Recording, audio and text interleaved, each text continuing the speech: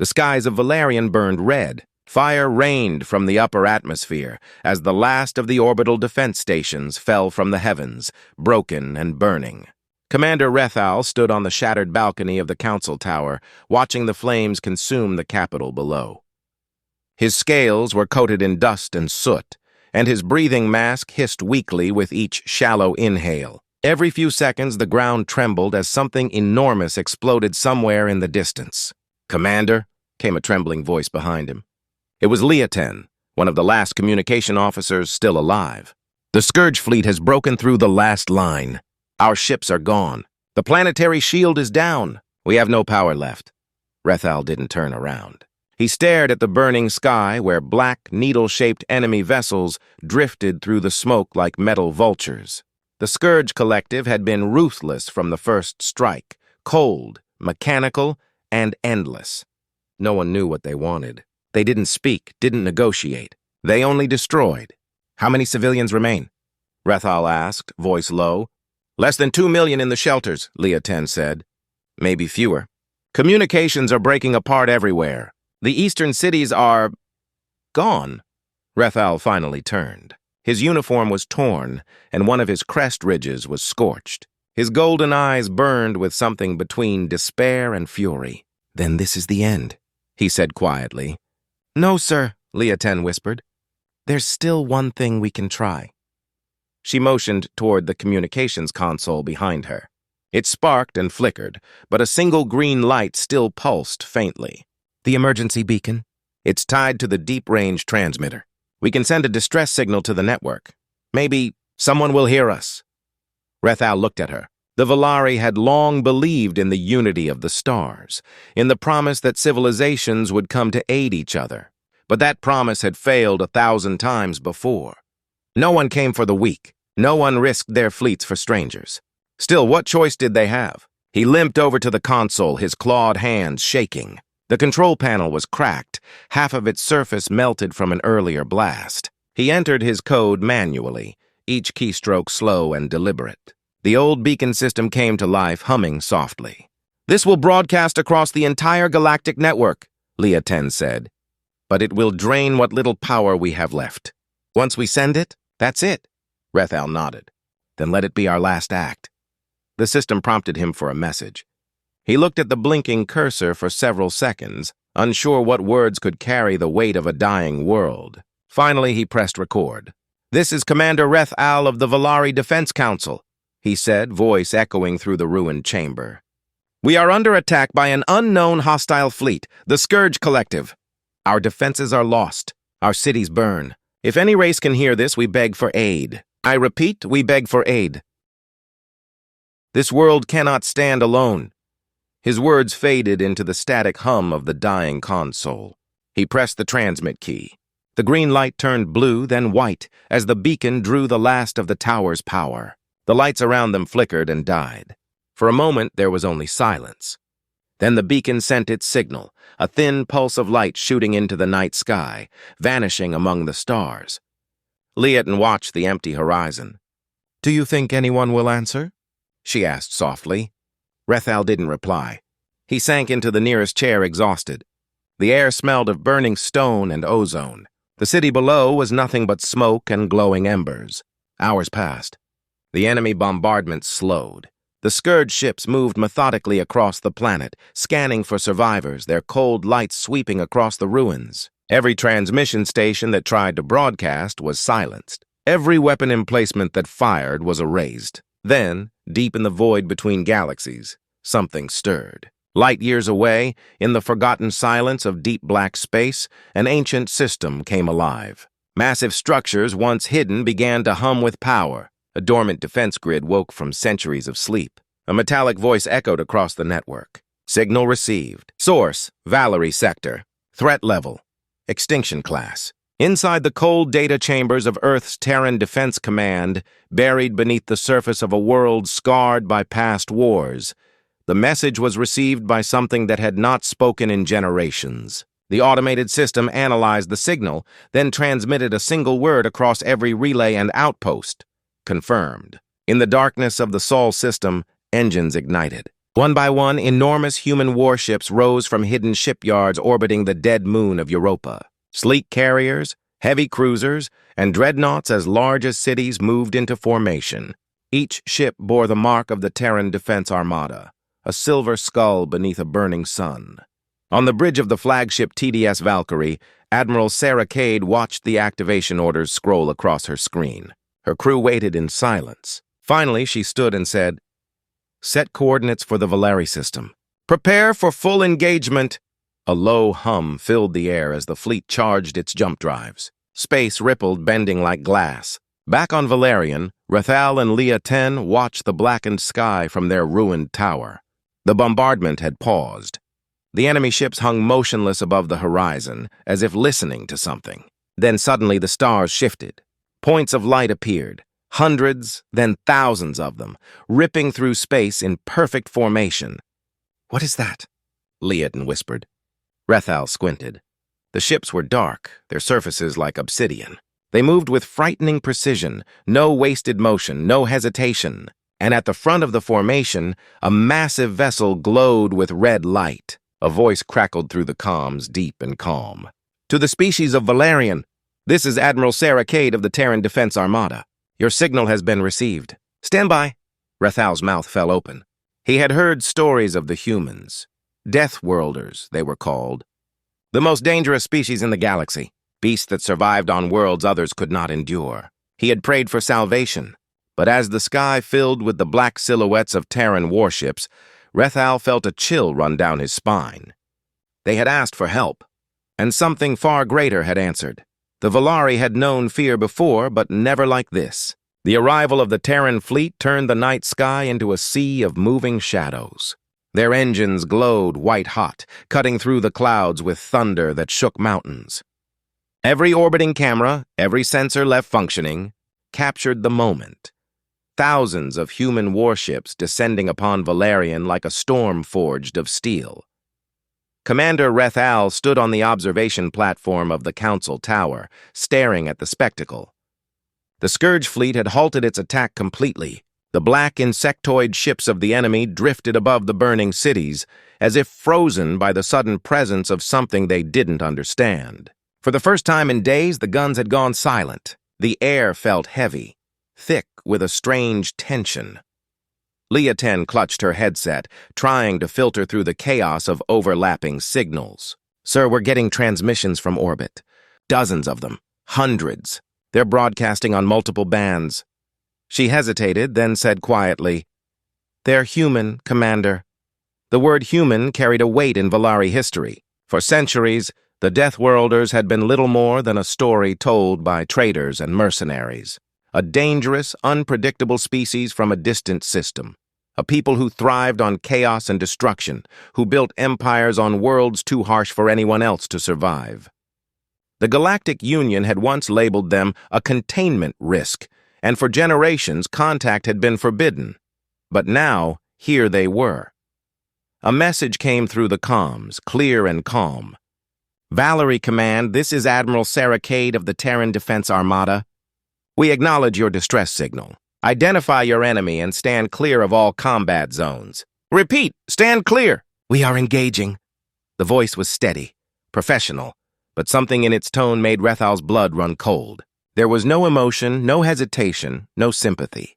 It was the voice of someone who had seen too many battles, someone who no longer believed in rescue, only results. Leah 10 looked at Rathal with wide eyes. "They're going to fight the Scourge." Rathal stared up at the sky. Then the Scourge have met their match. High above, the battle began before anyone could blink. Human ships moved like hunters. Their massive dreadnoughts opened fire with railguns that tore through space, launching solid metal slugs the size of transports.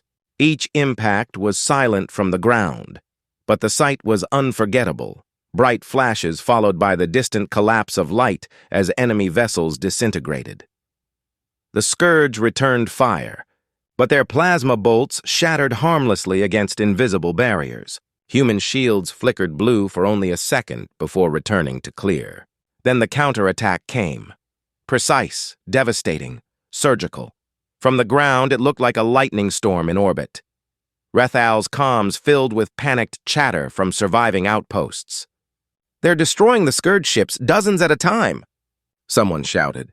Another voice gasped, "By the stars, they're not retreating. They're charging straight into the formation." Every Valari eye turned to the sky as 3 massive Scourge cruisers tried to flee the battle. But the humans didn't allow it. Smaller corvettes broke formation and pursued them, moving faster than anything Rethal had ever seen. In seconds, the alien cruisers were gone, nothing left but glowing debris. Leah 10 covered her mouth. They're unstoppable. Rethal wasn't sure if that was a comfort or a warning. Hours passed as the humans pushed the Scourge fleet back, ship by ship. The darkness above the planet slowly cleared, revealing broken wreckage and fire drifting through orbit. It was over before dawn reached the horizon. The Scourge were gone. When the last enemy vessel vanished into hyperspace, Admiral Cade's voice returned over the open channel. "Valerie Command, your system is secure. Begin recovery operations immediately. Terran forces will establish a security perimeter in orbit. Do not interfere with military operations." Then the signal cut off. No congratulations, no reassurance, just orders. Leoton turned to Rethal. "They saved us. They actually saved us." Rethal didn't answer. He stared at the smoke-covered sunrise and thought of the stories, the warnings. Humanity didn't save for mercy. They saved for purpose. Later that day, massive Terran landing ships entered the atmosphere. They descended in perfect formation, touching down on the outskirts of the capital. From their ramps emerged armored soldiers in black exosuits, their visors glowing faint blue. Each one carried weapons unlike anything the Valari had ever seen. They moved in silence, efficient, mechanical. The first team approached the council tower. Rethal and Leah 10 waited as one of the soldiers removed her helmet. It was a woman, pale-skinned, sharp-eyed, her hair cropped short. The air shimmered slightly around her armor, humming with hidden energy. "I am Commander Rice, Ground Operations Terran Defense," she said. "We're here to secure this location and assist with stabilization efforts." "Do not interfere with our logistics," Rethal nodded stiffly. "We are grateful for your assistance. You saved our world." Rice looked at him for a moment, her expression unreadable. "Don't thank us yet." She turned and began barking orders to her soldiers. Within minutes, they had established a perimeter, deployed drones, and set up portable shield generators. Valerie workers who approached were silently directed away. Leoton whispered, "They're acting like this is their planet." Rethal watched the soldiers move, precise and relentless. Perhaps to them it is. That night, Valerian was silent for the first time in weeks. No sirens, no bombardment. Just the sound of wind over the burned ruins.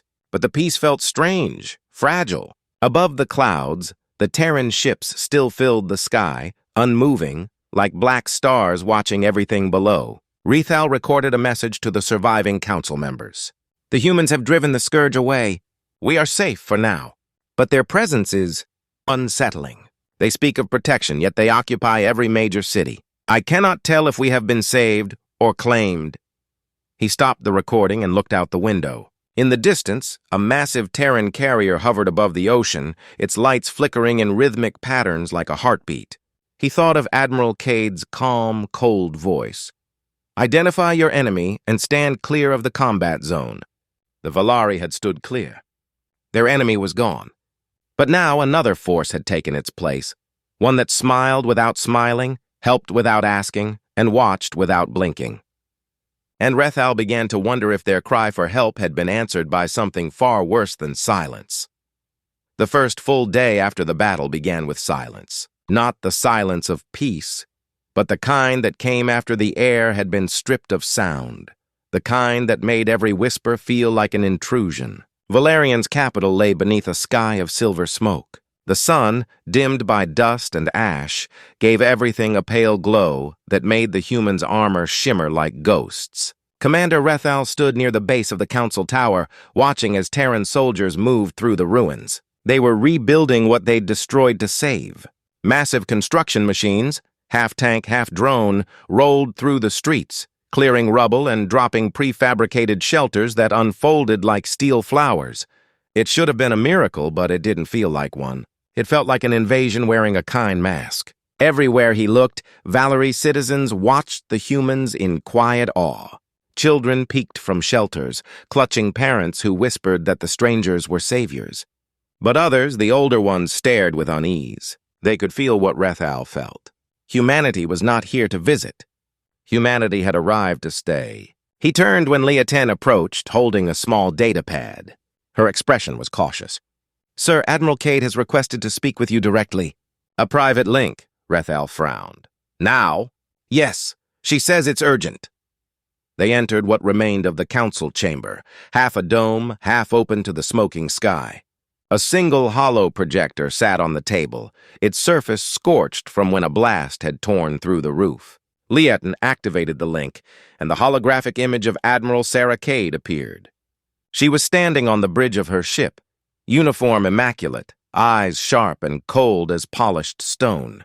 "Commander Rethal," she began, voice steady. "Your people fought well to survive. Few could have lasted this long against the Scourge Collective. You should take pride in that." Rethal inclined his head slightly. "We fought with what we had, Admiral, but your arrival turned the tide. For that, we are grateful." Her expression didn't change. "You sent a distress signal." "We responded. Humanity honors its pacts, even when others forget them." He hesitated. "Pacts? I was not aware our people ever signed an agreement." Cade's lips curved almost into a smile. "It wasn't your people. It was your sector. Centuries ago, Earth established emergency defense protocols across known space. Old arrangements. Forgotten by most?" Leah glanced at Rethal. "Then you didn't come because of mercy?" she said carefully. "You came because of a program." Cade looked directly at her. "We came because your extinction would have destabilized this region. The Scourge moved fast. If Valerian fell, 10 more worlds would follow. We stopped that chain reaction. You survived because we acted." Rethal frowned. "And now you remain. For how long?" "For as long as necessary," Cade said simply. "We'll establish orbital defense stations, rebuild your infrastructure, and ensure stability. The Scourge won't return while we're here." Her words were logical, reassuring even, but there was no warmth behind them. When the transmission ended, Leah turned to him. "She said stability, not freedom. Did you hear that?" Rethal nodded. "I heard everything." For the next few weeks, the humans worked without rest. They built new communication towers that linked directly to their fleet. They deployed satellites that scanned the planet 24 hours a day. They established military zones where no Valari were allowed, and every day more human ships arrived. At first, Rethal tried to believe the best of them.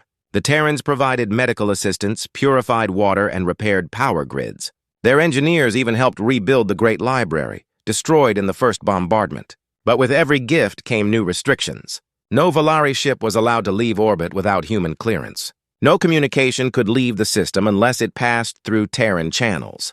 Then came the advisors and humans in plain uniforms who joined Valari council meetings claiming to offer guidance. They asked questions about resources, trade routes, neighboring worlds, questions that sounded helpful but felt like mapping. Rethal began to see the pattern. One night he went to the balcony overlooking the sea. The water glowed faintly where human ships hovered, their lights reflecting on the waves. Leeton joined him, silent for a long time before speaking. "Do you think they'll leave when the rebuilding is done?" she asked. "No," Rethal said softly. "They're not here to leave. They're here to expand." Leeton looked at him sharply. "You think this is conquest?" He turned to face her. "I think we sent out a cry for help, and the wolves came running, not because they wanted to save us, but because they smelled blood in the stars." Before she could respond, the sky flashed. A massive ship broke through orbit, descending lower than any before. Its hull was unlike the others, sleek with golden edges that glowed against the dark. Leeton gasped. "That's not a warship." "No," Rethal murmured. "That's a flagship." The next morning, Admiral Cade herself arrived on the surface. The entire council gathered in what remained of the central plaza. Her presence was overwhelming, tall, calm, eyes sharp as a blade. Behind her stood 24 soldiers in silver armor, motionless as statues. "Valerian," she began, her voice carrying over the ruins, "stands as a symbol of endurance. You fought, you survived, and you called for help, humanity answered. Now together, we will ensure such destruction never happens again. Applause rippled through the crowd. Small at first, then louder. Hope was a powerful thing. Rethal watched, silent, as she raised her hand. The Terran Defense Armada will remain stationed in this sector to protect Valerian and maintain peace. A joint command will oversee reconstruction. Our presence will bring security and opportunity. The Scourge threat is over. The words were perfect, carefully crafted to sound like salvation. But Rethal saw the soldiers behind her, saw the unmoving fleet above. Protection could easily become possession. When the crowd dispersed, Admiral Cade approached him. "Commander," she said quietly, "I know what you're thinking. You're wondering what price comes with our help?" Rethal met her gaze. "Every gift carries a shadow, Admiral." She smiled faintly. "Then I hope you learn to live in the light." As she walked away, Rethal stared up at the sky. The human fleet stretched from horizon to horizon, an iron halo encircling their world. Valerian had been saved from the Scourge, encircling their world. Valerian had been saved from the Scourge, but Rethal couldn't shake the feeling that they had traded one kind of annihilation for another. Weeks turned into months, and the line between savior and ruler began to blur. Valerian glowed brighter than ever before, its cities rebuilt with Terran steel, its skies watched by human satellites, its oceans patrolled by automated drones. Every system ran smoother, faster, more efficient than any Valari technology ever could. Yet beneath the shining surface, a quiet unease grew, spreading like cracks beneath polished glass. Commander Rethal could no longer walk the streets without feeling the presence of eyes, metal and human alike. The Terrans had set up control towers on every continent, claiming they were for planetary defense. The towers reached high into the clouds, pulsing with blue light. They hummed day and night, like heartbeats of a machine that never slept. One afternoon, Rethal was summoned to the Human Command Center, once the Valari Academy, now repurposed into a fortress of glass and black steel. Inside, holographic maps floated over long metal tables. Terran officers stood in small groups, speaking softly, their words too precise to be casual. Admiral Sarah Cade waited near the central display. Her presence still commanded silence, her expression unreadable as always. "Commander Rethal," she said when he approached, "we've intercepted new Scourge transmissions on the outer rim of your system. They're probing your borders. We intend to respond before they can regroup." Rethal folded his arms. "You intend to respond? Without consulting the Valari Council?" Her gaze was steady. "Your council no longer has the equipment or fleet to respond effectively. Terran Command has full jurisdiction over military operations in this sector. That was part of our protection agreement." He held her gaze. "I don't recall signing any such agreement." Cade's lips curved slightly. "Perhaps not you. But survival often writes its own contracts." The meeting ended soon after, but the unease only deepened. As Rethal walked back through the rebuilt city, he saw Terran banners fluttering beside Valari ones. Children wore Terran insignias on their sleeves. The people smiled when they saw human patrols. They didn't see the cages forming. They saw safety, structure, order. Leoton met him at his quarters that evening, her face pale, eyes wide with disbelief. "You need to see this," she said, thrusting a datapad into his hands. The screen flickered to life, showing intercepted communication logs between Human Command and a station on the edge of Valari space. The message was brief but clear. Operation Iron Dawn authorized. Phase 1, establishment of forward bastions. Phase 2, sector integration under Terran command. Rethal felt the blood drain from his face. "Integration," he muttered. "They're not protecting us, they're annexing us." Leoton nodded grimly. "They've done this before, haven't they? Other worlds, other wars. They save what's broken, then claim it for themselves." He remembered the stories, the forgotten colonies on the galactic fringe, where human fleets had intervened and never left. No one had seen those worlds again, only whispers remained. They were saved. They were improved. They were absorbed. That night, Rethal stood alone on the observation platform above the city. The stars shimmered faintly through the pollution haze. High above, the human fleet glowed like a false constellation. He could pick out their names by the faint etchings on their hulls: Valkyrie, Vigilant, Iron Dawn. The irony of that last name burned in his chest. He heard footsteps behind him. Admiral Cade approached, hands clasped behind her back. "You're awake late," she said calmly.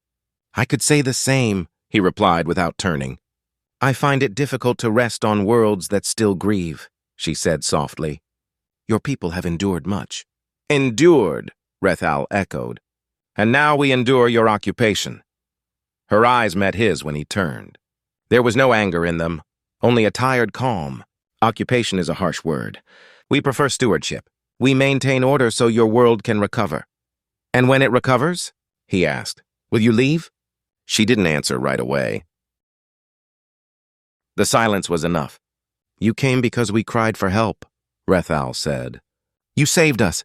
"I will never deny that. But we did not ask to become your outpost." Cade sighed. "Commander, you misunderstand the scale of what's happening. The Scourge are not your only threat. The galaxy is shifting. Empires fall, alliances crumble. We do what must be done to ensure survival. For humanity. And for those under our protection. You called and we answered. That means you're part of us now." Her words were smooth, practiced, but they chilled him more than any threat could. When she left, Rethal remained on the balcony long after the sky began to lighten. The hum of Terran engines echoed faintly above the horizon, constant and low, like the breath of a sleeping giant. The next morning, whispers spread through the lower districts. Valerie resistance cells, tiny groups formed in secret, had begun to organize. They painted old symbols of independence on the walls, symbols that glowed faintly in the dark. Human drones erased them within hours, but the message had already taken root. Leoton came to Rethal again, her voice low. "They're planning something. Small strikes. Disruptions. They want to remind the people this world is still ours." He closed his eyes. "They'll get themselves killed." "Maybe," she said, "but at least someone will remember we tried." That night, a power surge hit one of the human control towers. The explosion lit up the city skyline, a brilliant blue flash that shattered glass for kilometers. Human response was immediate. Drones in the air, armored troops on the ground, arrests without warning. Dozens of Valari vanished before dawn. The next day, Admiral Cade declared martial law across the entire planet. Rethal watched the broadcasts in silence. The same woman who had once promised safety now spoke of enforcement, compliance, and stability. When the screen went dark, Leoton turned to him. "She said they came because we called for help," she whispered. "But what if they were always coming and our cry just gave them permission?" Rethal looked toward the horizon where the towers glowed against the sky like watchful eyes. "Then," he said quietly, "we didn't summon our saviors. We summoned our conquerors." Above, the Terran fleet drifted silently, patient and eternal, waiting for the next signal, the next world to cry for help. The days after martial law fell across Valerian passed like a long, drawn-out eclipse. The sunlight still reached the planet, but it felt weaker, as if filtered through layers of fear. Human banners hung from every major building. Patrols walked every street, 2 Terran soldiers for every 10 Valari civilians. The air hummed constantly with the sound of surveillance drones, circling like insects that never tired. Commander Rethal had become a man without a voice. The Valari Council still existed in name, but its members were no longer allowed to meet without Terran liaison present. Every discussion, every report, every decision had to pass through human review. His people called him the speaker who cannot speak, a cruel title born of frustration and helplessness. Even the sea was not free anymore. Terran ships hovered above the waves, extracting minerals from deep ocean trenches. When Rethal demanded an explanation, they told him it was for planetary restoration efforts. But he saw the truth in the data logs Leoton smuggled to him. Those minerals were being shipped off-world. They were draining his planet. One evening, a summons came from the Terran command ship Valkyrie. A shuttle arrived to escort Rethal to orbit. Leoton urged him not to go, her voice trembling. "They don't call you to talk anymore," she said.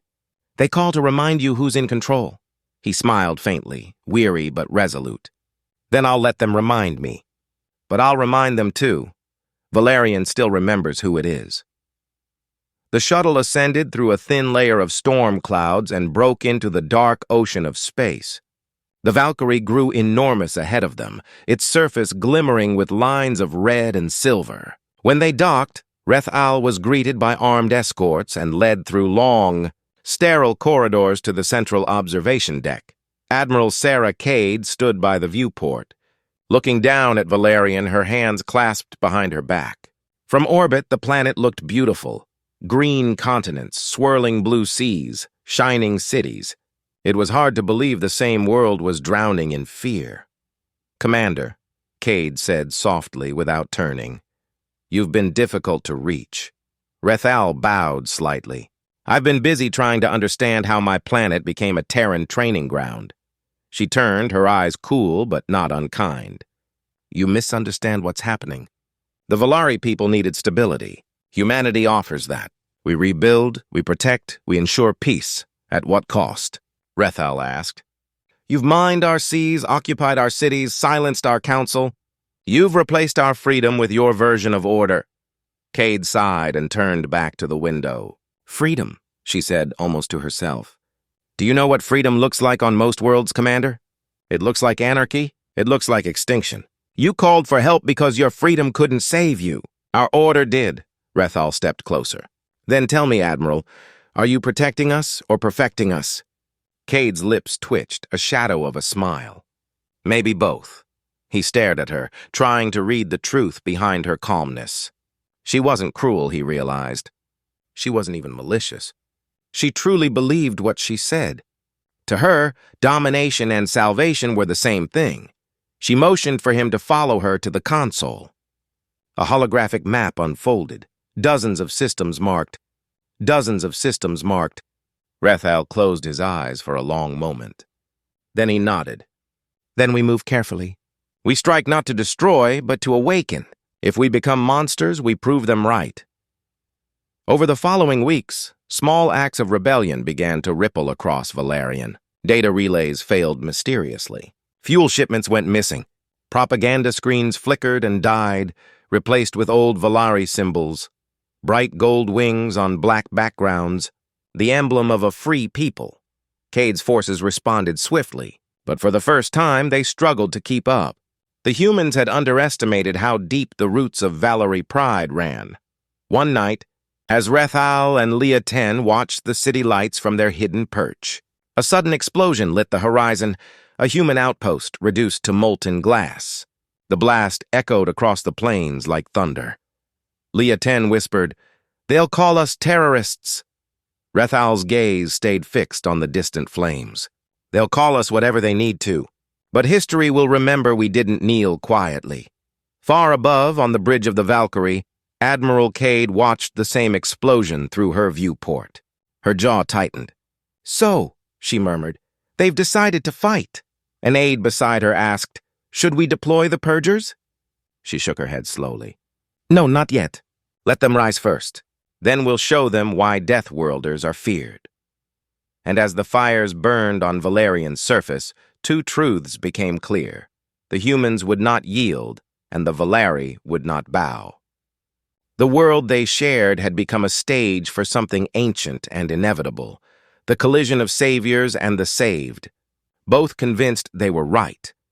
The rebellion burned quietly at first like a candle in a storm. It flickered and wavered, nearly smothered by the weight of Terran control. But it did not die. For every cell that was crushed, two more formed in its shadow. For every symbol the Terrans erased, another appeared somewhere new, on walls, on rooftops, even carved into the dirt. Commander Rethal lived two lives now. By day, he stood as the obedient liaison between the Valari Council and the human command. By night, he became the hidden voice of the flame. He moved through tunnels and abandoned corridors, his scaled hands leaving faint glows on the walls to mark safe paths. The flame was spreading faster than he'd ever imagined. But the Terrans were not blind. Admiral Sarah Cade knew the rebellion was growing, and her response was not rage, it was patience. She had seen uprisings before. She knew that anger alone could not defeat the Deathworlders. She let the rebels think they were winning, allowed small victories to build false hope, all while tightening the noose around them one quiet regulation at a time. The first true blow came in the form of kindness. Terran ships began dropping supplies into the poorest districts: food, medicine, power cells. They built hospitals staffed by human medics and offered jobs to the desperate. Thousands of Valari flocked to them, trading loyalty for survival. Cade's broadcasts filled every screen, calm, reasonable, and impossible to argue with. "We are not your rulers," she said in one transmission. "We are your shield. The galaxy beyond is cruel. The Scourge still hunt in the dark, and they will return. Together we are stronger." It worked. Slowly, the rebellion's support began to fracture. Families turned on one another. Information leaks increased. Valari guards refused to hide rebels anymore. Rethal felt it happening and knew he was losing time. In the tunnels, Leah 10 brought news of another cell destroyed near the southern ridge. "They used orbital drones," she said bitterly. "No warning, no mercy." Rethal looked at the flickering map before them. Red dots marked human strongholds, blue ones marked rebel cells. The blue dots were disappearing faster each day. "She's bleeding us without ever firing a bullet," he muttered. Leaton slammed her fist against the wall. "Then we hit back harder. No more sabotage. We go after something big, something they can't ignore." He met her eyes. "And what happens when they do notice? When they send the full fleet down?" Her voice dropped. "Then we remind the galaxy what happens when you cage a Deathworlder's prey too long." That phrase stuck with him. Deathworlder's prey. It was bitterly poetic. Humanity saw themselves as predators. But perhaps in time, they'd learn that the prey had teeth too. The next mission was bold, reckless even. A coordinated strike on one of the Terran control towers. The towers were the heart of the occupation, each one connected to the orbital command network. Destroying one wouldn't cripple the humans, but it would send a message. Rethal led the team himself. Under the cover of a dust storm, they approached the tower's base, cloaked in static and wind. The structure loomed over them, its black walls pulsing faintly with energy. Leaton checked her detonator pack. "Power cells are armed. Once we breach the outer shell, the core should overload within 2 minutes." 2 minutes, Rethal repeated quietly. "That's not much time to escape." She smiled, though there was no humor in it. "It never is." They moved quickly, silent as shadows, placing charges along the tower's support frame. For a brief, fragile moment, Rethal thought they might succeed. But the Terrans had been watching. A beam of blue light cut through the storm, followed by the metallic screech of drones descending. The air filled with the hum of engines and the hiss of railgun fire. The world became chaos. Dust, explosions, shouts, blood. Leaton's voice echoed through the comms. "Finish it! Do it now!" Rethal slammed his claw against the detonator. The ground convulsed. A pillar of light burst upward, splitting the sky as the control tower imploded. The shockwave threw him backward, his vision fading into darkness. When he woke, everything was quiet again. The tower was gone, only molten fragments remained. The air shimmered with heat. Leaton lay nearby, half buried under debris. He pulled her free, but her breathing was shallow, her skin pale. "They'll come," she whispered. "You have to go." "I'm not leaving you," he said. Her hand gripped his weakly. "You have to live. Someone has to tell them. Tell them we didn't kneel." Before he could reply, she smiled faintly and went still. He stayed there for a long time until the sound of engines filled the air again. Terran transports descended in perfect formation. The humans were efficient, methodical. They secured the area, retrieved the bodies, and rebuilt the tower's foundation within days. The rebellion's greatest victory vanished as if it had never happened. Admiral Cade ordered no executions, no punishments. Instead, she broadcast another message to the people. "Violence will not save you," she said calmly. "You do not need to fight to be free. You need only understand that freedom without safety is a slow death." For many, her words were comforting. For others, they were a final betrayal. Rethal watched the broadcast from the shadows of a ruined shelter. His eyes burned with grief and fury, but also with something new, a kind of clarity. He understood now. The humans would never destroy his people outright. They didn't need to. They would reshape them, slowly, patiently, until the Valari no longer remembered what they had been. He whispered to the empty air, "She thinks she's won." Above him, the sky shimmered with Terran ships, their lights like false stars. But Rethal no longer looked at them with fear. The humans had made one mistake. They had taught him how they think. He smiled, a small, quiet, dangerous smile. "They may own our skies," he murmured, "but the ground still remembers us." And deep beneath that ground, in the dark veins of Valerian's old tunnels, the flame still flickered, small, faint, but alive. The night before the dawn that would change Valerian forever was quiet, eerily so. The Terran ships hung motionless in the sky, their hulls glowing with faint blue lines that pulsed like the slow heartbeat of a sleeping god. On the surface below, the streets of the capital city glistened with recent rain. Only the hum of drones filled the air. The world looked calm. It was the kind of calm that comes when everything living holds its breath. Rethal had not slept in days. The rebellion was scattered, the flame reduced to embers. But he was alive, hidden in the ruins of an old weather station at the edge of the northern plateau. He sat beside a small portable beacon, staring at the flickering light that Leah Ten had once repaired with her own hands. Her death still haunted him, not just the way she'd gone, but what she'd believed in. He ran his claws across the metal casing, whispering to himself, "You said someone had to tell them we didn't kneel." "I will." He had been preparing for weeks, though the plan wasn't his alone. Fragments of the flame had connected with sympathetic off-worlders through secret channels, smugglers, exiled scientists, and even a few human dissenters. They had seen what the Terran Defense Armada had become. They called themselves the Echo, and tonight, the Echo would speak. A soft chime sounded on the communicator. "Rethal!" came a human voice through the static. It was old Ruff, someone used to command. "This is Captain Marrow of the Echo Fleet. We're in position. You're sure you can breach the uplink?" Rethal looked toward the distant horizon where the largest Terran control tower stood, its spire piercing the clouds. "I'm sure," he said quietly. "If the signal goes through, every world under Terran control will hear it." "Good," Marrow said. "Once the message spreads, the rest of the Echo will move. The Empire won't silence us all." "Empire," Rethal repeated. "That's what they are, isn't it? They just forgot to call themselves one." The channel closed. Rethal gathered his equipment, a portable terminal, an old data spike, and Leah Ten's encrypted codes. The climb to the tower would be suicide if he were caught.